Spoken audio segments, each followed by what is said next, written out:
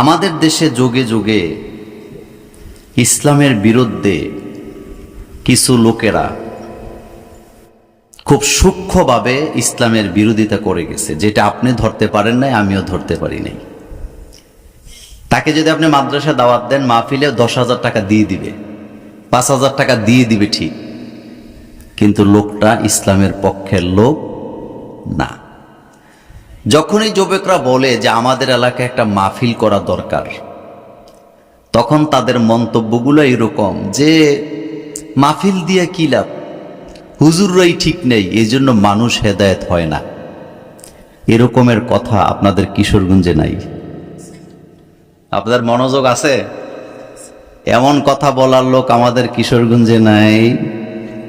আচ্ছা, আপনারা বলেন তো, হেদায়েতের মালিক কি হুজুররা না আল্লাহ? হেদায়েত কে দেয়? আমার কলেজের বারে হেদায়েতটাকে একেবারে একান্ত আল্লাহর ব্যাপার। আল্লাহ যাকে পছন্দ করেন, ভালোবাসেন, তাকে হেদায়েত দেন। আল্লাহ যাকে অপছন্দ করেন, তাকে আল্লাহ হেদায়েত দেন না। আপনি যদি একটু গোড়া থেকে নজর করেন, হযরত আদম আলাইহিস সালাম, যাকে আবুল বাশার বলা হয়, তিনি পৃথিবীর সমস্ত মানব জাতির মানুষের আব্বা, পৃথিবীতে আগমনকারী তিনি প্রথম নবী। কিন্তু তিনি আবুল বাশার হওয়ার পরেও, পৃথিবীর আগমনকারী প্রথম নবী হওয়ার পরেও, তিনি তার নিজের ছেলে কাবিলকে হেদায়েত দিতে পারেন নাই। পারছে? কাবিল ছিল একজন জালেম, আর সেই জালেমের শাস্তিটা আল্লাহ কি দিবেন সেই কথাটাও কোরআনুল কারীমের ভিতরে আছে না নাই? এখন আপনার কাছে আমার প্রশ্ন, আদম আলাইহিস সালাম আবুল বাশার হয়ে, নবী হয়ে, তার নিজের ছেলেকে হেদায়েত দিতে পারেন নাই, আমাদের হুজুর দিব কি? তাইলে বলেন তো, হেদায়েতের মালিকানা কার? হযরতে নূহ আলাইহিস সালাম তার ছেলেকে হেদায়েত দিতে পারেন নাই। হযরতে লূত আলাইহিস সালাম যে স্ত্রীর সাথে সংসার করেছেন, এক ছাদের নিচে ঘুমিয়েছেন, ভালোবাসা প্রণয়ন করেছেন, সেই স্ত্রীকেও তিনি হেদায়েত দিতে পারেন নাই, যার কারণে লূত আলাইহিস সালামের স্ত্রীর ব্যাপারে জাহান্নামের ঘোষণা আছে না নাই? স্বামী স্ত্রীর মধ্যে যত ঝগড়া হোক, ভালোবাসা আছে না নাই? কথা আসতে বলতেছেন। ভালোবাসা আছে না? দিনের বেলা ঝগড়া করে, রাতের বেলা ঠিকই ভালোবাসে। ভালো যদি নাই বাসতো এতগুলো বাচ্চা হইল কেমনে? কিন্তু লূত আলাইহিস সালাম বিবির সাথে ঘুমায়, বিবির সাথে তাকে সংসার করলো, হেদায়েত দিতে পারেন নাই। হযরত ইব্রাহিম আলাইহিস সালাম নিজের আব্বা আম্মাকে হেদায়েত দিতে পারেন নাই। আপনার আমার নবী জনাবে মুহাম্মদুর রাসূলুল্লাহ সাল্লাল্লাহু আলাইহি ওয়াসাল্লাম নিজের চাচা আবু তালিবকে হেদায়েত দিতে পারেন নাই। এটার দ্বারা বোঝা যায় হেদায়েতের মালিকানা কার। এই আলেম ওলামাদের দায়িত্ব হলো বলা, হেদায়েত তো আল্লাহ দিবেন। আমার কলেজার ভাইয়েরা, বিশ্বনবী বুখারীর হাদিসে আসছে, চাচার সামনে যায় বলতেছে, ও চাচা, যেই পদ্ধতিতে তুমি আমাকে ভালোবাসো, এই পদ্ধতিতে তো জান্নাতে যাওয়া যাবে না। কিয়ামতের ময়দানে আমি তোমার কোনো উপকারও করতে পারবো না। ডান দিক দিয়ে বলে বাম দিকে তাকায় থাকে, বাম দিক দিয়ে বললে ডান দিকে তাকায়, কালিমা পড়তে রাজি না। রাসূল কাঁদতেছেন, আল্লাহ জানায় দিয়েছেন, ইন্নাকা লা তাহদি মান আহবাবতা ওয়ালাকিন্নাল্লাহা ইয়াহদি মান ইয়াশা। হাবিব, আপনি চাইলেই তো কাউকে ভালোবাসা দিয়ে হেদায়েত দিতে পারবেন না। হেদায়েতের মালিকানা কার? আপনি কিন্তু মনে মনে ভাবতেছেন, আহারে অমুকে মাহফিলে আসে না, অমুকে মসজিদে আসে না। এই আফসোস করে কোনো লাভ নাই, কারণ আল্লাহ যাকে ভালোবেসে আনবেন তিনি আসতে পারবেন। আল্লাহ যাকে আসতে দেয় না, তার আসার কোনো ক্ষমতা নেই। ড্রাইভার আর মালিক যাচ্ছে গাড়ি চালায়া, মনোযোগ আছে আপনাদের? ড্রাইভার গাড়ি চালায়, মালিক বসে আছে পাশের সিটে। সকাল থেকে মালিক জ্ঞান জ্ঞান করে বলতেছে, আজকে আমার অনেক কাজ, অনেক কাজ, অনেক কাজ। ড্রাইভার শুনে কিছু বলে না। হঠাৎ জোহরের নামাজের একামত চলতেছে, ড্রাইভার গাড়িটা মসজিদের পাশে দাঁড়া করে বলতেছে, স্যার ওযুটা রেডি আছে, ওযু ছাড়া আমি থাকি না। ইকামত চলতেছে, বা জামাত নামাজ আদায় না করলে আমার তৃপ্তি লাগে না, শান্তি লাগে না। এটাই বাস্তবতা। আমরা যারা জামাতে নামাজ আদায় করে অভ্যাস, একা নামাজ পড়লে মনে হয় যেন নামাজই পড়ি নাই। ড্রাইভার বলতেছে, স্যার আমি নামাজ জামাতে পড়বো। মালিক তো বলতে পারতো ঠিক আছে আমিও পড়ি, কয় যা তাড়াতাড়ি আইস। ড্রাইভার গাড়িটা রেখে মসজিদে ঢুকে গেছে। মসজিদে ঢুকার সময় তো নিজের ইচ্ছায় ঢুকছে। ইমাম যদি কেরাত লম্বা করে, মুসল্লির করার কিচ্ছু নেই। নামাজটা একটু লম্বা হওয়ার কারণে ফেরত আসছে। পরে চোখ রাঙ্গায়া মালিক বলতেছে, বারবার বলছি কাজ আছে, এত দেরি হলো কেন? ড্রাইভার কয়, স্যার একটা কথা বলি, মনে কষ্ট নিয়েন না। কয় কি কথা? কয় স্যার আপনি যাকে অপছন্দ করেন তাকে কি আপনার ঘরে ঢুকতে দেন? কয় না, দেই না। দেই না। ড্রাইভার বলতেছে, স্যার আপনি যাকে অপছন্দ করেন তাকে আপনার ঘরে ঢুকতে দেন না। আমি যার ঘরে নামাজ আদায় করতে গেছি তিনিও আপনার মতোই। এদিক থেকে আপনি যেমন যাকে অপছন্দ করেন তাকে আপনার ঘরে আসতে দেন না, এই ঘরের মালিক আল্লাহ যাকে অপছন্দ করে তারে ঢুকতে দেয় না, আর যাকে পছন্দ করে ঢুকায় তাকে ইচ্ছা মতো বাইর হইতেও দেয় না। আপনাদের এই গ্রামের নাম কি? আরো জোরে বলেন। ফকির পাড়া। কিশোরগঞ্জে গেছে ছেলে দেখতে, মেয়ে পক্ষ ছেলে দেখতে গেছে কিশোরগঞ্জে। যাওয়ার পরে ছেলের বাড়ির লোকেরা জিজ্ঞাসা, তোমাদের বাড়ি কই? কয় ফকির পাড়া। কয় কোন বাড়ি? কয় মসজিদওয়ালা বাড়ি। কি বাড়ি? মসজিদওয়ালা বাড়ি, মাদ্রাসাওয়ালা বাড়ি।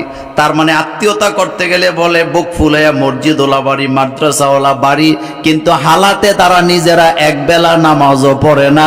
এমন মসজিদওয়ালা বাড়ির মুসল্লি বাংলাদেশে আছে না? না। তবে আপনাদের এলাকায় নাই। 40 বাড়ি দূর থেকে এসে ফজরের জামাতে হাজির হয়, আর হেতের গড়ের পাশে মসজিদ। দেখা যায় না মসজিদে কখনো, কিন্তু ছেলে মেয়ে বিয়ে করাবার সময় ঠিকই বলে মসজিদওয়ালা বাড়ি। এরকমের বাটপার আছে না নাই? এটা হলো নেক্সরতে ধোঁকা। বলেন এটাকে কি বলে? নেক্সরতে ধোঁকা। এই যে আপনাকে বলতেছে মাহফিল দিয়ে কি লাভ, মানুষ হেদায়েত হয় না, এটা মিথ্যা কথা। কারণ নসিহত করার দায়িত্ব আলেম ওলামাদের। আর দিন ওয়ান নসিহা, দিনটাই নসিহত, নসিহতটাই দিন। সুতরাং এই দায়িত্ব আলেম ওলামাদেরকে দিয়েছেন কে? কিন্তু হেদায়েতটা মূলত কে দেন? বিশ্বনবী দোয়া করতেন, রব্বানা লা তুজিগ কুলুবানা বাদা ইয হাদাইতানা। আয় আল্লাহ, একবার যখন আপনি আমাকে হেদায়েত দিয়েছেন, আপনি আমাকে আর কখনো গোমরা করে দিয়েন না, আমার হৃদয়টাকে বক্রতার মধ্যে ফেলে দিয়েন না। সুতরাং আজকের এই কোরআনের মাহফিল থেকে এই পয়েন্টে কথা শেষ। দোয়া করি আল্লাহ আপনি আমাকে হেদায়েতের পথে কবুল করেন, আমি যেন মৃত্যু পর্যন্ত ঈমানের পথে চলতে পারি, আল্লাহ যেন সেই তৌফিক দান করেন। আমরা বলি আমিন। 2 নম্বর কথা, আপনাদের কাছে আমার একটা বিষয় জানার আছে। সেটা হলো, আমাদের এই যে সভাপতি সাহেব আলোচনা করছিলেন, এই কোরআনটা যে আল্লাহ নাজিল করলেন, এই কোরআন কেন নাজিল করলেন? আল্লাহ পাক বলছেন, তহা মা আনজালনা আলাইকাল কোরআনা লিতাশকা। হাবিব, এই কোরআন আমি আপনার উপরে নাজিল করেছি, আপনি ক্লেশে পড়ে যাবেন, আপনি বিপদগ্রস্ত হবেন, অভাবগ্রস্ত হবেন, অভাবে পতিত হবেন, দুর্দশায় পতিত হবেন। এই জন্য আমি কোরআন নাজিল করি নাই, আমি কোরআন নাজিল করেছি আপনার ভাগ্যের পরিবর্তন করার জন্য। কিন্তু বাংলাদেশের ব্যবসায়ী বলেন, যুবক বলেন, তরুণ বলেন, ভাগ্যের পরিবর্তন করার জন্য কোরআন দিয়ে সমাধা খুঁজে না, বরং আংটির পিছে আর তাবিজের পেছনে ঘুরে। এমন যুবক আপনাদের কিশোরগঞ্জে নাই। দোকান একটা দিছে 10 লাখ টাকা পুঁজি। ব্যবসা করতে ধৈর্য লাগে, সময় দেওয়া লাগে, মেধা লাগে। ধৈর্যও নাই, মেধাও নাই, সময় ঠিক মতো দেয় না। কিন্তু একটা মাটির কি বলে এটা, পাতিল যে ঢাকনা দেয় হুজুর, এটারে কি কয়? ঢাকনা।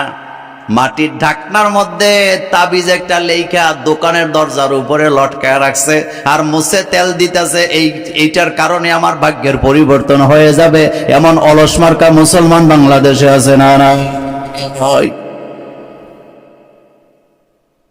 তুমি কপাল পড়া, তুমি বুঝো নাই। আল্লাহ বলছেন তাহা আনজালনা আলাইকাল কুরআনা লিতাশকা। হাড়ি পাতিলের মধ্যে তাবিজ লেখা লটকায় রাখলে ব্যবসা ভালো হওয়ার কোনো সম্ভাবনা নাই। যদি থাকতো তাহলে যিনি এটা বিক্রি করছে হাড়িওয়ালায় গরিব থাকার কথা না, বরং ইলন মাস্কের চাইতে আরো বড় ধনী হওয়ার সম্ভাবনা আছে না? না ভাই, আংটির মধ্যে যে ভাগ্য খুঁজে, কিসের মধ্যে? লিটন দেওয়ানের আংটি। আপনাদের কিশোরগঞ্জের বাজারে আংটি বেচা হয় না? ভাগ্য পরিবর্তনের আংটি। তা আপনি বলেন একটা আংটির দাম 20 টাকা, 100 টাকা, 200 টাকা। আমার হাতে যেটা আছে এটা না হয় একটু বেশি দামি, কিন্তু আপনার কাছে আমি জানতে চাই, যিনি 20 টাকার আংটি বাজারে হকারি করে বেচে, তার আংটি যদি ভাগ্যের পরিবর্তন করতে পারত, তাহলে তার নিজেই তো সে কোটিপতি হইয়া ইলন মাস্কের খালতো ভাই হতো। ভাগ্যের পরিবর্তন কে করে? আরো চিল্লায় বলেন, কে করে? তা আপনি কোন সাহসে সেখানে যান? জিনের বাদশার কাছে দিয়ে বসে থাকে, রাশিফল জানতে চায়, কত রকমের ধোঁকাবাজি। কিন্তু আজকের মাহফিলে আমি বলে দিয়ে যাই, আলেমদেরকে সাক্ষী রেখে, রাশিফলে বিশ্বাস করে যারা ঈমান হারাবে তারা এই অবস্থায় মারা গেলে কিয়ামতের ময়দানে আল্লাহ তাদের চেহারার দিকেও তাকাবেন না। রাশিটা হিন্দু ধর্ম থেকে আসছে। কি রাশি? কয় তোর হইল তুলা রাশি, তোর হইল বৃশ্চিক রাশি, তোর হইল কন্যা রাশি, তোর হইল কুত্তা রাশি। তো তোর কুত্তা রাশি, তুই কুত্তার মতো গেউ গেউ কর। এই ধরনের রাশি আছে না নাই? মুসলমানের সন্তান কখনো রাশির সামনে যেতে পারে না। আমাদের তকদিরের উপরে বিশ্বাস আছে না? ওয়াল কদরি খাইরিহি ওয়া শাররিহি মিনাল্লাহি তাআলা। আমার জীবনের ভালো মন্দ, সুখ দুঃখ সবটা দেওয়ার ক্ষমতা কার? আমেরিকার ইউনিভার্সিটির একটা ঘটনা বলে আমি মূল আলোচনায় চলে যাব। আমেরিকার জাতীয় ইউনিভার্সিটির 17 জন ডক্টরেট করা মনোবিজ্ঞানী প্রফেসর পৃথিবীর মানুষের উপরে তারা একটা গবেষণা করেছেন প্রায় 3.5 বছর। তাদের চিন্তা ছিল এই পৃথিবীতে সবচেয়ে সুখী কারা। এই গবেষণা যারা করেছেন তাদের ভিতরে একজনও মুসলিম ছিল না। কেউ খ্রিস্টান ছিল, কেউ ইহুদি ছিল, আর কেউ কোনো ধর্মই মানে না। রিপোর্ট যখন দিছে, আমি পুরা রিপোর্টটা বলবো না, শুধু 2টা পয়েন্ট বলবো। তারা প্রথম পয়েন্টে বলেছে এই পৃথিবীতে ইহুদিদের কাছে, খ্রিস্টানদের কাছে সম্পদ আছে, কিন্তু তাদের কাছে সুখ নেই। এই পৃথিবীতে সবচেয়ে সুখী জাতি হলো মুসলমানেরা। তো বানালার আস্তে কর, মানুষে শুনবে কারা। আচ্ছা, 2 নাম্বার পয়েন্টে তারা বলেছেন যে মুসলমানেরা যে সুখী তার কারণটা কি ছিল। তারা সেখানে বলেছেন সবচেয়ে বড় কারণ হলো এই পৃথিবীতে যত জাতি আছে যখন কোনো বিপদে পড়ে যায় ডিপ্রেশনে চলে যায়। ডিপ্রেশনে গেলে সে তার এই কষ্টটা ভুলার জন্য মদের বারে যায়, মদ খায়, নেশা করে। কিন্তু মুসলিম জাতি একমাত্র জাতি, তারা যত বড় বিপদে পড়ুক না কেন আকাশের দিকে তাকায় একটা কথাই বলে, আলহামদুলিল্লাহ, আমার আল্লাহ যা করেছেন আমার ভালোর জন্যই করেছেন। এই শব্দটা বলার কারণে তারা ডিপ্রেশনে যায় না, মদও খায় না, আত্মহত্যাও করে না, বরং উল্টা তাদের আত্মবিশ্বাস আরো বেড়ে যায়। কি বলে মুসলমানেরা? আমাদের বাংলাদেশে মদের বার আছে না নাই? কথা জোরে বলেন। আচ্ছা, মদের বারে কি গরিবরা যায় নাকি বড় লোকেরা যায়? তো এত টাকার মালিক হেতে মদের বারে গেছে কেন? আপনি কানে কানে যায় জিজ্ঞেস করবেন, কি রে ভাই, তোমার তো কোটি কোটি টাকার মালিক, তুমি মদের বারে আসছো কেন? হেতে একটা কথাই বলবে, এত কথা বললো না, ডিপ্রেশনে আসি, একটু ভুগতেছি, একটু মদ খেয়ে শান্তি চাই। কথা কি সত্য? কিন্তু আপনি আমি যখন বিপদে পড়ি আপনারা কি বলেন? আপনার বাচ্চাটা রাস্তায় যায় অ্যাক্সিডেন্ট করে একটা আঙ্গুল ভাঙছে, আপনি কিন্তু অখুশি হন না, আপনি বলেন আলহামদুলিল্লাহ, আল্লাহ তো আঙ্গুলে না ভাঙছে, হাত তো ভালো রাখছে, একটা হাত ভাঙলে এখন বাকিটা তো ভালো আছে। এইভাবে করে আলহামদুলিল্লাহ বলার কারণে মুসলমানরা সবচেয়ে বেশি সুখী। এই পৃথিবীতে যত কষ্ট আছে সবগুলা কষ্ট যদি একটা মানুষের হৃদয়ে ঢেলে দেওয়া হয়, আর এই লোকটা যদি হাসি মুখে বলে আলহামদুলিল্লাহ, এই আলহামদুলিল্লাহ শব্দ বলার কারণে তার হৃদয়ের সকল দুঃখ কষ্ট দূর হয়ে যায়। কিন্তু আমরা বুঝি না, দুঃখ কষ্ট যখন হৃদয়ে আসে এই কষ্টের কথাগুলা বলতে হবে কাকে? কিন্তু আমরা কাকে বলি? পাশের লোককে বলি। অথচ আপনি খবর নিয়ে দেখেন পাশের লোকেরই বিপদের কোনো শেষ নাই। আমাদের বাংলাদেশের মায়েরা বোনেরা যখন ওনার বান্ধবী, ওনার চাচতো বোন, খালতো বোন ওনার বাড়িতে বেড়াতে আসে, তখন উনি ওই মহিলারে বলে, বোন আজকে যাইতে দিমু না, আজকে সারা রাত তুই থাক, সারাটা রাত তোর কাছে আমার হৃদয়ের কষ্টগুলা বলে কি করবো, হালকা হব, হৃদয়টা শান্ত করব, তুই থাক। কিন্তু আমি বলি, মা গো, তুমি যেই লোকেরে মানে ফায়ার করে রাখতেছ যে থাক রাত্রে দুঃখ বলে একটু ঠান্ডা হব, হালকা হব, খোঁচা দিয়ে দেখো তোমার চাইতে অনেক বেশি দুঃখ তার হৃদয়ে জমে আছে। কথা কি সত্য? আপনি অনেক টাকা ঋণ হেঁটে হেঁটে মানুষের কাছে যদি বলেন আপনার লাভ না লস, কত লস, আপনার কেউ টাকা হাওলা তো দিবে না, দিলেও 10 টাকা দিয়ে মনে মনে করবো যা আল্লাহর হস্তে দিলাম, দিলে দিস, না দিলে না দিস। তাহলে বলা দরকার কার কাছে? আরো চেল্লায় বলেন কার কাছে? আপনি আপনার দুঃখ কষ্টের কথা যত বেশি শেয়ার করবেন, আপনার আশেপাশের লোকের আপনাকে তত বেশি দুর্বল মনে করবে এবং এমন কথাবার্তা বলবে আপনাকে আরো তারা দুর্বল করে দিবে। এই দুর্বলতা থেকে যদি সবলতা চান, আপনি দুঃখগুলা বলবেন কার কাছে? আল্লাহ যেন আমাদেরকে বুঝার তৌফিক দান করেন, আমরা বলি আমিন। তাহলে এই তাবিজ দিয়া, আংটি দিয়া ভাগ্যের পরিবর্তন হবে না জাতির ভাগ্যের পরিবর্তন করতে হলে কোরআন লাগবে? আরো জোরে বলেন কি লাগবে? এই কথাটাই আল্লাহ বলছেন, তাহা মা আনজালনা আলাইকাল কোরআনা লিতাশকা। আমি তো আপনাকে বিপদে পড়ার জন্য, অভাবগ্রস্ত হওয়ার জন্য, ক্লেশে পড়ার জন্য কোরআন নাজিল করি নাই। আমি তো কোরআন নাজিল করছি আপনার ভাগ্যের পরিবর্তন করার জন্য। সুতরাং বাংলাদেশে কত আইন আমরা দেখছি 53 বছরে, আমরা সেখানে সমাজতন্ত্র দেখছি, ন্যাপ দেখছি, কমিউনিজম দেখছি, ধর্মনিরপেক্ষ মতবাদ দেখছি, জাতীয়বাদের সরকারও দেখছি। যদি ভাগ্যের পরিবর্তন করতে হয় আল্লাহর কোরআনের আইনের দরকার আছে না? আল্লাহর কোরআনের আইন যদি চালু না হয়, মুছে তেল দিতে পারবেন কিন্তু ভাগ্যের পরিবর্তন হবে না। একটা কথা বলি, সেটা হলো আমাদের দেশে জমি জমার মামলা আছে না নাই? আপনাদের গ্রামে নাই? আচ্ছা বলেন তো, জমি জমার মামলা যখন করা হয়, মামলা করে দাদায়, রায় পায় নাতিরা মলে যায়। মুরব্বীরা বলেন কথা সত্য না মিথ্যা? তো এটা কি ইনসাফ হইল না জুলুম হইল? আপনি বিচার চাইয়া যেন বিপদে পড়ে গেছেন, তুই মর, তোর ছেলেও মরুক, তোর নাতি না মলে রায় পাবা। এটা জুলুম, এটা ব্রিটিশদের করা আইন, যেটা দিয়ে জুলুম করা হয়েছে।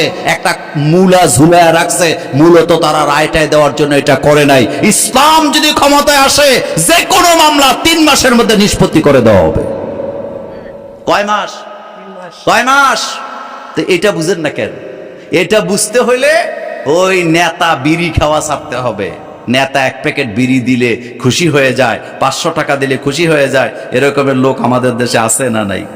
আল্লাহ যেন আমাদেরকে, এই জাতিকে হেফাজত করেন, আমরা বলি আমিন। তাহলে ভাগ্যের পরিবর্তন করতে হলে কি লাগবে? কোরআন। বলেন কি লাগবে? কোরআন। তা আজকে আমাকে একটা বিষয় তারা দিছেন, মাশাআল্লাহ, ইসলামী জীবন আদর্শ ও বিবাহ পদ্ধতি। মাশাআল্লাহ। তা আমি বিয়ে নিয়ে একটু কথা বলি, আসেন, যদ্দূর পারি যাওয়া যায় ইনশাআল্লাহ। লা ইলমা লানা ইল্লা মা আল্লামতানা। আচ্ছা, আপনাদের কাছে আমার একটা প্রশ্ন, যেভাবেই বুঝেন সেভাবেই জবাব দিয়ে, বিয়ে এটা কি ফরজ নাকি সুন্নত? বলেন। এখানে তো বড় হুজুর বসে রয়েছে। হ্যাঁ, মানে কিছু লোকে ফরজ কইছে, আর কিছু চালাক আছে মোল্লা ভাই যেটা কয় হেডা যাবো। আর আমার হুজুর বলছে অবস্থা বেদে বিয়ে দৈরাই ফরজ, এ কথাটা ঠিক নয়। হেদায়ে কিতাবের এবারতে বিয়েকে কি বলা হয়েছে? সুন্নাহ বলা হয়েছে। তবে সুন্নাহ এটা কোনো সাধারণ সুন্নত নয়। রাসূল বলছেন আমি বিয়ে করি, তোমরাও বিয়ে করো, আমি সংসার করি, তোমরাও কি করো। আমাদের দেশে এটাই চলে ফরজ, মানে এটার পরে যে আরো কত কিছু আছে এটার খবর কি নাই। আচ্ছা যাক, ভালো, তাও তো বলছেন। এখন আপনাদের কাছে আমার আরেকটা প্রশ্ন আসছে, সেটা হলো আমাদের যে বিয়ে হয়, যে বউর সাথে হয়, মনে করেন তো আমার হাড্ডি দিয়ে ওই বউরে বানাইছে, এটা হাদিস থেকে এইরকম নাকি একটু ভিন্ন রকম? এই ওয়াজ আপনারা শুনছেন তো? আচ্ছা যাক, এখন শুরু করি, আমি যদ্দু যাইতে পারি। এই বিয়ে জোড়া এটা কে তৈরি করেছেন? আল্লাহ পাক। সূরাতুন নিসার প্রথম আয়াত থেকে আমি আলোচনা করি, আমি যতটুকু যেতে পারি ততটুকু বলবো ইনশাআল্লাহ। বিসমিল্লাহির রহমানির রহিম, একটু খেয়াল করেন আল্লাহ পাক কি বলছেন। ইয়া আইয়ুহান নাসুত্তাকু রাব্বাকুমুল্লাযী খালাকাকুম মিন নাফসিন ওয়াহিদা ওয়া খালাকা মিনহা যাওজাহা ওয়া বাসসা মিনহুমা রিজালান কাসীরাও ওয়া নিসা ওয়াত্তাকুল্লাহাল্লাযী তাসাআলুনা বিহি ওয়াল আরহাম ইন্নাল্লাহা কানা আলাইকুম রাকিবা। আল্লাহ পাক বলছেন ইয়া আইয়ুহান নাস, ও মানব জাতি। মানুষ বললে কি শুধু মুসলমান বুঝায় না সব ধর্মের লোকদেরকে বুঝায়? এটা জোরে বলবেন। আমাদের বাংলাদেশে একটা সংগঠন আছে, সংগঠনের নাম হলো হিন্দু বৌদ্ধ খ্রিস্টান ঐক্য পরিষদ। মনোযোগ আছে আপনাদের? হিন্দু বৌদ্ধ খ্রিস্টান ঐক্য পরিষদ। এখন আপনার কাছে আমার প্রশ্ন, আপনি একটু মাথাটা খুলেন। বাংলাদেশে 90% মুসলমান আছে না নাই? 90% মুসলমানের দেশে সংগঠন করছে হিন্দু বৌদ্ধ খ্রিস্টান ঐক্য পরিষদ, অথচ একটা ধর্মের সাথে আরেকটা ধর্মের ন্যূনতম কোনো সম্পর্ক নাই। হিন্দু ধর্মের সাথে বৌদ্ধ ধর্মের সম্পর্ক নাই, হিন্দু ধর্মের সাথে খ্রিস্টান ধর্মের কোনো সম্পর্কই নাই। অথচ অরিজিনাল যারা খ্রিস্টান তাদের সাথে আমাদের আহলে কিতাব হিসাবে একটা সম্পর্ক থাকার পরেও 90% মুসলমানের দেশে মুসলমান শব্দটা বাদ দিয়া তিনটা ধর্ম দিয়া যারা সংগঠন করছে তাদের উদ্দেশ্য যে খারাপ এতে কোনো সন্দেহ নাই। তারা আমাদেরকে বাদ দিছে, কিন্তু আমাদের আল্লাহ তাদেরকে বাদ দেয় নাই। যেমন সূরাতুন নাস, কোন সূরা? সূরা নাসে আল্লাহ পাক বলছেন কুল আউযু বিরাব্বিন নাস মালিকিন নাস ইলাহিন নাস। আল্লাহ বলতেছেন হে নবী আপনি বলেন আমি আশ্রয় চাই মানুষের রবের কাছে, মানুষের মালিকের কাছে, মানুষের ইলার কাছে। মানুষ শব্দ যেখানে বলা হয় শুধু মুসলমান বলা হয় না, হিন্দু বৌদ্ধ খ্রিস্টান মুসলিম অমুসলিম সকলের কথা আছে না না? এই আয়াতে আল্লাহ পাক শুধু মুসলমানদেরকে টার্গেট করেন নাই, আল্লাহ ডাক দিয়েছেন ইয়া আইয়ুহান নাস, ও দুনিয়ার মানব জাতি। কিন্তু তারা ডাক দিছে ও হিন্দুরা, ও খ্রিস্টানেরা, ও ইহুদিরা, কি বলে বৌদ্ধরা, আসো মুসলমানদেরকে শায়েস্তা করি।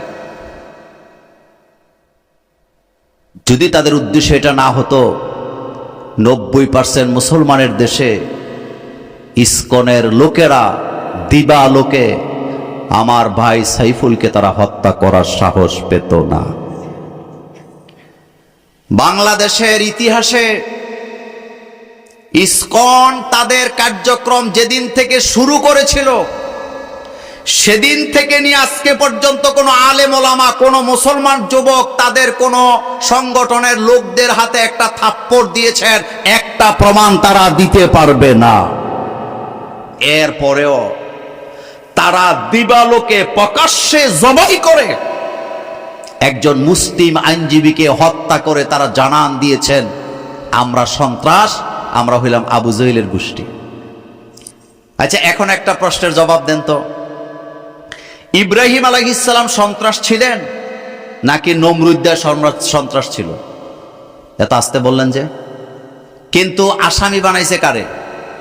এই তো আপনারা বুঝছেন ঘটনা। সন্ত্রাসী করছে নমরুদ্দায়, আসামি বানাইছে ইব্রাহিম আলাইহিস সালামকে। সন্ত্রাস ছিল ফেরাউন নাই, কিন্তু আসামি বানাইছে মূসা আলাইহিস সালামকে। সন্ত্রাস ছিল আবু জাহিল, আবু লাহাব, সন্ত্রাসী বানাইছে মুহাম্মদ সাল্লাল্লাহু আলাইহি ওয়াসাল্লামকে, অর্থাৎ আসামি বানায়া তাকে হিজরত করতে বাধ্য করেছে। এখন আপনার কাছে আমার প্রশ্ন, গত 16টা বছর ইসকন বাংলাদেশে আসিল, ডাকাত ছিল, চোর ছিল, যত কিছু ছিল, তাদেরকে আসামি বানায় নাই। বড় বড় আলেমদের হাতে ডান্ডা বেরি পড়াইয়া ওই আবু জাহিলদের মতো আসামি বানাবার চেষ্টা ছিল কি ছিল না?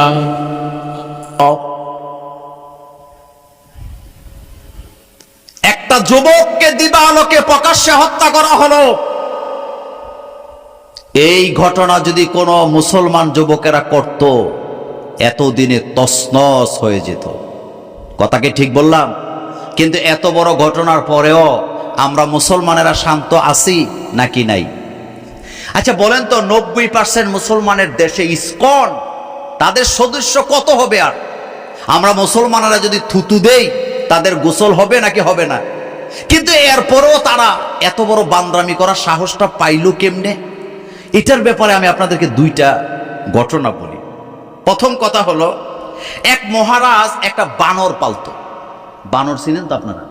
আপনারা কি বলেন? বানরের কি থাকে? লেজ থাকে, কিন্তু মানুষের কি থাকে না? লেজ থাকে না। ওই যে নোয়াখালীতে এক মাহফিলে গেছি, ওই দিন এক নেতা এসে বলতেছে, হুজুর দোয়া করেন আপনাদের লেজে ধরে যদি জান্নাতে যেতে পারি। তা আমি হাসি দিয়ে বললাম, তাইলে বোঝা গেল জান্নাতে যারা যাবে তাদের একটা করে লেজ থাকবে। এরকমের বলার লোক আমাদের দেশেও কি?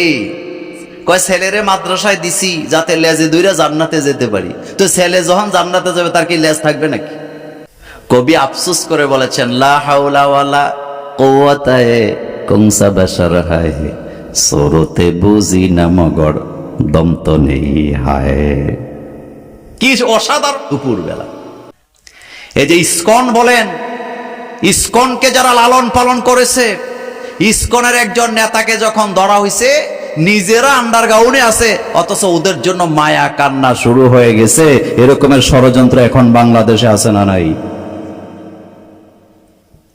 ইসকন একটা উগ্রবাদী হিন্দু সংগঠন, যেটাকে পৃথিবীর 10টা দেশে অলরেডি নিষিদ্ধ ঘোষণা করা হয়েছে। কিন্তু 90% মুসলমানের দেশে তাদের কোনো বৈধতা থাকতে পারে না। আজকে আমার সাইফুলকে হত্যা করে নাই, 200 কোটি মুসলমানের কলিজা ডাক দিয়েছে।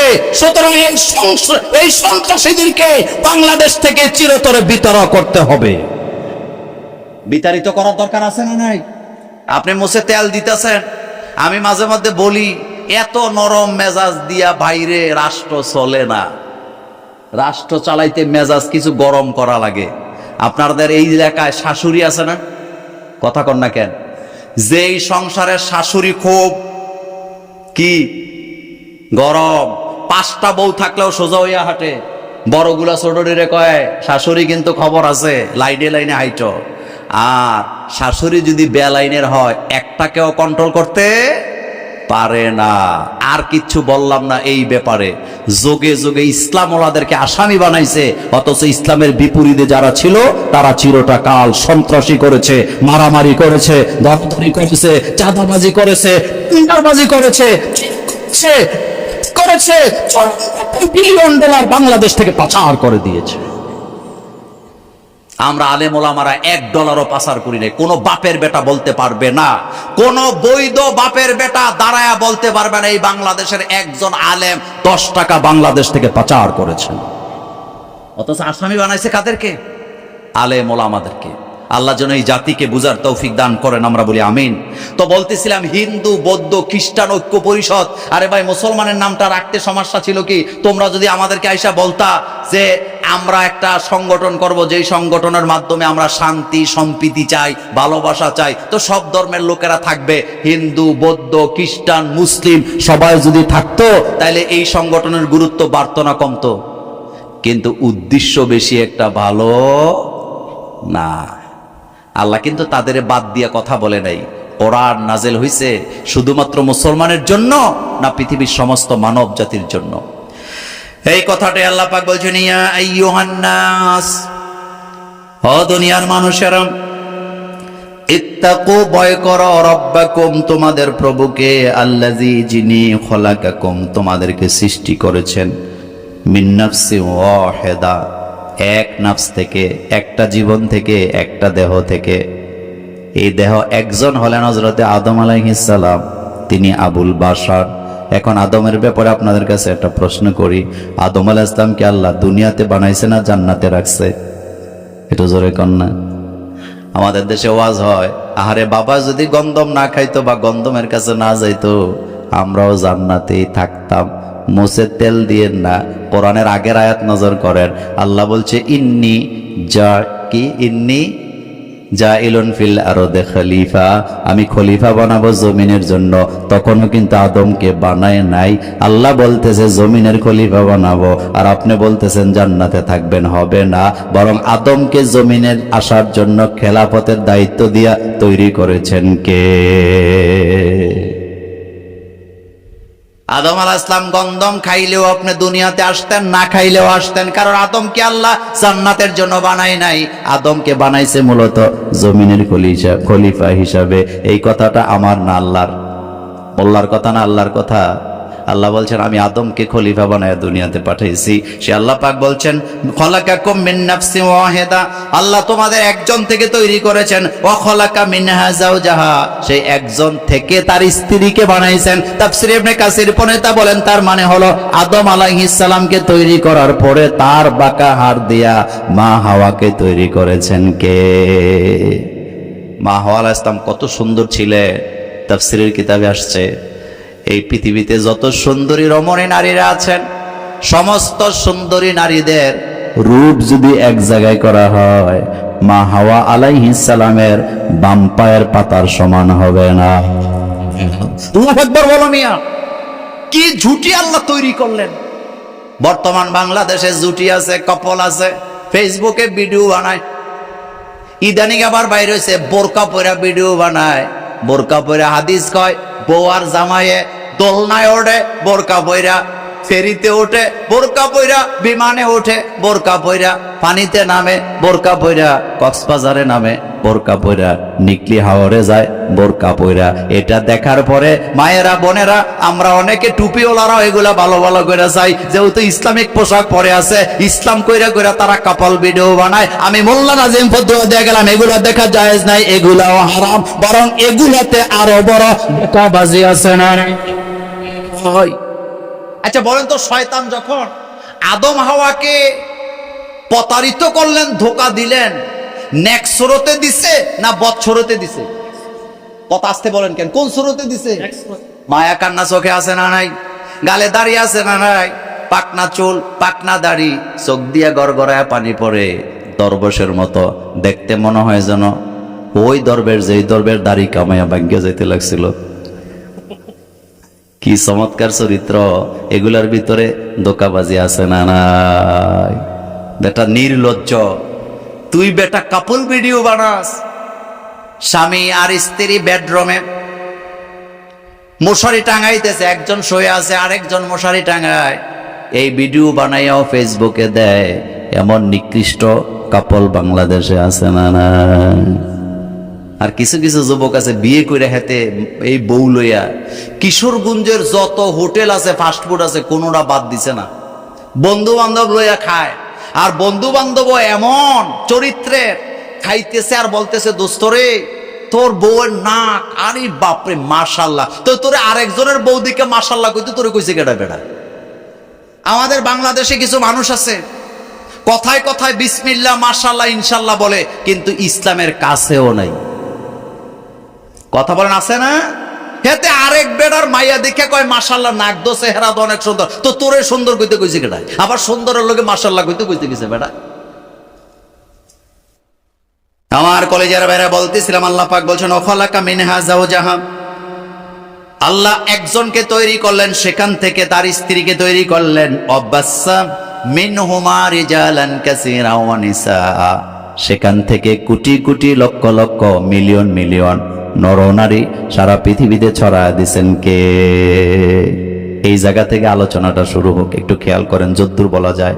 তাহলে আদম আর হাওয়া তারা কি তথাকথিত কপল না? তারা আমাদের মা বাপ। কোন অশ্লীলতা তাদের মধ্যে ছিল? তাদের মধ্যে লজ্জা ছিল কি ছিল না? জান্নাত থেকে আল্লাহ যখন তাদেরকে বিতাড়িত করলেন, গায়ের পোশাক খুলে যাচ্ছেন, সেখানে তো তারা দুইজন ছাড়া, স্বামী স্ত্রী ছাড়া কেউ ছিল না। মনোযোগ আছে আপনাদের? যখন আদম হাওয়ার পোশাকগুলো খুলে যাচ্ছিল, ওই জায়গায় কি আপনি ছিলেন? আমি আছিলাম? তারা কয়জন? জোরে কয় না কথা। তারা কয়জন? স্বামী আর। কিন্তু এরপরও তারা লজ্জা পাইতেছে।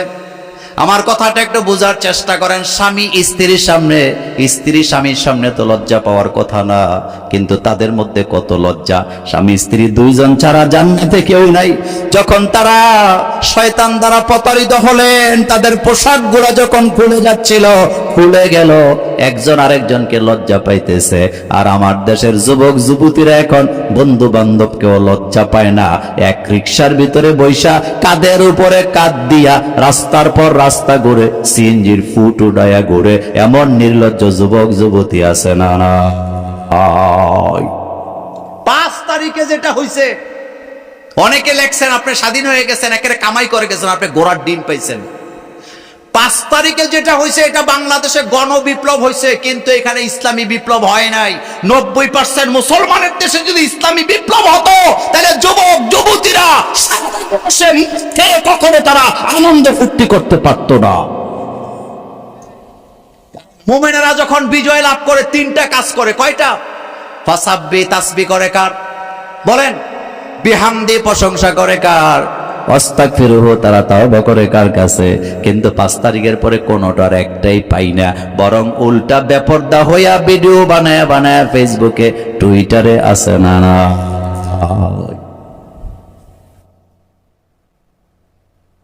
এই কথাটা আল্লাহ পাক এখানে বলছেন ওয়াখালাকা মিনহা যাওজাহা, তার মানে হলো একজন পুরুষ কখনো একা চলতে পারে না, তার একজন স্ত্রী লাগে নাকি লাগে না? এই স্ত্রীটা নিজের ইচ্ছা মতো নিলে হবে না। পাশ্চাত্যের দেশগুলাতে বিয়েকে করছে কঠিন, জিনাকে করছে সহজ। আবারও বলি, পাশ্চাত্যের দেশগুলাতে জিনাকে করছে সহজ, বিয়েকে করছে কঠিন। আর ওইগুলা দেখে দেখে আমার বাংলাদেশের নেতা নেত্রীরা তাদের আইনগুলাকে আমদানি কইরা আমার বাংলাদেশও বিয়ারে বানাইছে এখন কঠিন, জিনাকে বানাইছে সহজ। এই কথা সত্য নাকি মিথ্যা? আর আসতে কোন কেমনে করছে? 2টা প্রমাণ দেয়। 1 নম্বর প্রমাণ, বাংলাদেশে মেয়ের বিয়ে হইতে কয় বছর লাগে? কথা কন না কেন? কয় বছর? এখানে বিজ্ঞ আলেম আছে। 18 বছরে মেয়েরা বালেগা হয় নাকি 9 থেকে 11-র মধ্যে হয়? কথা কন না কেন? আমার দেহের ভিতরে কি খেলা চলে এটা কি নেতারা জানে না, আল্লাহ জানে। তো আইন করছে 18-র আগে বিয়ে নয়। ওকে, আমার কোনো আপত্তি ছিল না এই জায়গায়, কিন্তু আইনটা তো এইভাবে করা উচিত ছিল। আইন করছে 18-র আগে যদি বিয়া হয়, 1 নম্বরে মোল্লা জেলে যাবে, 2 নম্বরে কাজী সাহেব জেলে যাবে, 3 নম্বরে যেই চেয়ারম্যান জন্ম নিবন্ধন দিছে হেতেও জেলে যাইব, মা বাপও জেলে যাবে, আর দুলা খানা টানা ফালাইয়া বাগা লাগবে পুলিশ আইলে। এই ঘটনা কিশোরগঞ্জে আছে না? তো ঠিক আছে, সাধুবাদ জানাইলাম, 18-র আগে বিয়ে হবে না। কিন্তু জানতে চাই, এমন একটা আইনও তো বাংলাদেশে থাকা দরকার ছিল যে 18 বছরের আগের কোন মাইয়া কোন ছেলের সাথে ফিল্ডিং মারতে পারবে না। যদি মারে 10 বছরের জেল। ওই জায়গায় 100 টাকা জরিমানা দিয়া মাথার মধ্যে মুছা দিয়া কয় যাও, এগুলা করলে হবে না। আর বৈধ বিয়া মা বাপ তার মেয়েকে বিয়ে দিবে, চৌবনের দরকার, সংসারের দরকার, বিয়ে দিবে। ওই জায়গায় বাধা দিয়া পুলিশ আইনা 14 গোষ্ঠীর জেল খাওয়ানো, এটা কখনো ইসলামের আইন হতে পারে?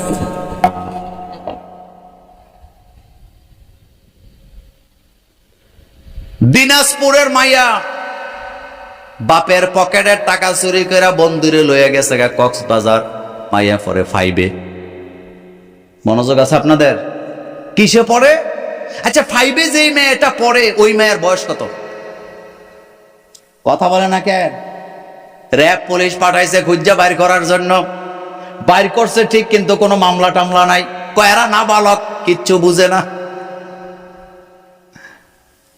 আপনার কাছে জানতে চাই যে এই মেয়েটা ক্লাস 5-এ পড়ে, এই মেয়েটা বুঝি না বালক, আগের দিনের মা বোনদের বিয়ে হয়েছে কোন ক্লাসে? চুপ করে আছেন যে? আমার মতো যারা, আমার হুজুরের মতো যাদের বয়স হয়েছে, আমাদের মাদের বিয়ে হয়েছে কয় বছরে মেয়ে? আমি আপনাকে বলি, আপনার মেয়েকে আপনি 30 বছর বয়সে বিয়ে দিছেন মানে আপনি তাকে জুলুম করছেন, আপনি তাকে হত্যা করে দিছেন, আপনি তার জীবনের অর্ধেক যৌবনকে ধ্বংস করে দিছেন। আপনি আপনার মেয়েকে 30 বছর বয়সে বিয়ে দিছেন, মাস্টার্স পাস করায় বিয়ে দিছেন, অনার্স পাস করায় বিয়ে দিছেন। আপনি আপনার মেয়ের প্রতি জুলুম করছেন, তার যৌবন আপনি ধ্বংস করছেন, তার হক আপনি নষ্ট করছেন। এই মেয়ে বিয়ের পরে শুধুমাত্র বাচ্চা পয়দা করতে পারবে, কিন্তু স্বামী কি জিনিস, স্বামীর প্রতি কিভাবে শ্রদ্ধা দেখাতে হয় জীবনেও সে শিখতে পারবে না। স্বামী কি জিনিস, স্বামীর প্রতি কতটা ভক্তি শ্রদ্ধা থাকতে হয়, এটা যদি করতে চান, মেয়ে বালেগা হওয়ার পরে আপনাকে বিয়ে দিতে হবে। আপনি বুড়া করে বিয়ে দিছেন, আপনি খুব প্রাউড ফিল করেন, আমার মেয়ে। আমাদের বংশের মধ্যে মেয়েদেরকে মাস্টার্সের আগে বিয়ে দিই না। তুই এটা ফেরতি নিবে না। মেয়েরা বালেগা হয় আগে না ছেলেরা বালেগ হয় আগে? এটা এটা এই পদ্ধতি কে তৈরি করেছেন? 9 থেকে 11, 9 থেকে 11। এখন আপনাকে আমি একটা কথা বলি, রাসূল কারীম সাল্লাল্লাহু আলাইহি ওয়াসাল্লাম যখন আম্মা জান আয়েশারে বিয়ে করছিলেন, মা আয়েশার বয়স কত? আর আস্তে কোন, এখন কয় শিশু বাচ্চারে বিয়ে করছে, গাদা কোথাকার। মা আয়েশার সাথে তুমি কেমনে শিশুকে তুলনা করো? আচ্ছা ওই জায়গাটাতে পড়ে যায়। এখন জানতে চাই, হাদিস যে বর্ণনা হয়েছে, মা আয়েশা 2 নম্বরে আছে না? কত হাদিস, পারিবারিক হাদিস, স্বামী স্ত্রীর হাদিস, পবিত্রতার হাদিস, মা আয়েশা ছাড়া জাতি অচল। আপনাদের মনোযোগ আছে? মা আয়েশা ছাড়া পবিত্রতার হাদিস, স্বামী স্ত্রীর হাদিস কি? জাতি অচল। তিনি এই হাদিসগুলো আমাদেরকে শিখাইছেন। আরবের নারীরা রাসূলের কাছে মাসালা জিজ্ঞেস করতে লজ্জা পাইতো, তার স্ত্রীদের কাছ থেকে জেনে নিতেন। আর তাদের মধ্যে অন্যতম ছিলেন আম্মা জান আয়েশা সিদ্দিকা রাদিয়াল্লাহু তাআলা আনহা। বুখারীর বর্ণনা আসছে, মা আয়েশা যেটা শুনতেন তিনি কখনো সেটা ভুলে যেতেন না।